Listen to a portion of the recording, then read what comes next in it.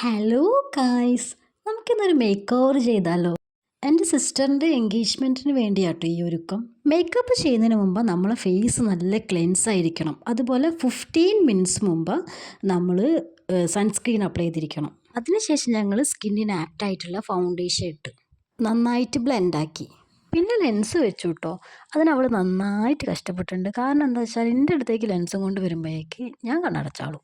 ഇതുവേ ഇതെൻ്റെ cousin ചേച്ചിയാട്ടോ. ഇവളൊരു makeup ആർട്ടിസ്റ്റാണ്. ഇവൾ പല പരീക്ഷണങ്ങളും ഞങ്ങൾ ഫേസിലാണ് ചെയ്യാറ്. ഇതങ്ങനെ ഒരു പരീക്ഷണമാവരുത് ദൈവമേ എന്നായിരുന്നു എൻ്റെ പ്രാർത്ഥന. അടുത്തതായിട്ട് ഐ ഷാഡോ അപ്ലൈ ചെയ്തു. ഇപ്പം ലെൻസ് കണ്ണിൽ സെറ്റായി. അങ്ങനെ ഒരു സാധനം കണ്ണിലുണ്ടെന്നുള്ള ഫീലിങ്ങേ ഇല്ല. നെക്സ്റ്റ് ഐലാഷസ് വെച്ചാൽ എല്ലാവരും കാണാൻ ഒരു പ്രത്യേക ഭംഗിയാണ്.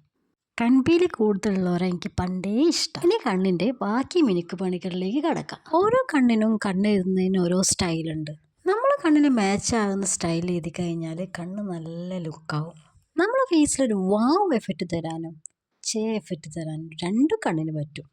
പിന്നെ ഇതൊക്കെ ചെയ്യുമ്പം മേക്കപ്പ് കൂടിപ്പോയോ എന്നുള്ള ടെൻഷനായിരുന്നു എനിക്ക്. അതുകൊണ്ട് ഹെയർ സ്റ്റൈൽ ചെയ്തതിൻ്റെ വീഡിയോ എടുക്കാൻ വിട്ടുപോയി. ഇത് ചെയ്തുകൊണ്ടിരിക്കുമ്പോൾ നമുക്ക് ഓവറായി തോന്നുന്നു.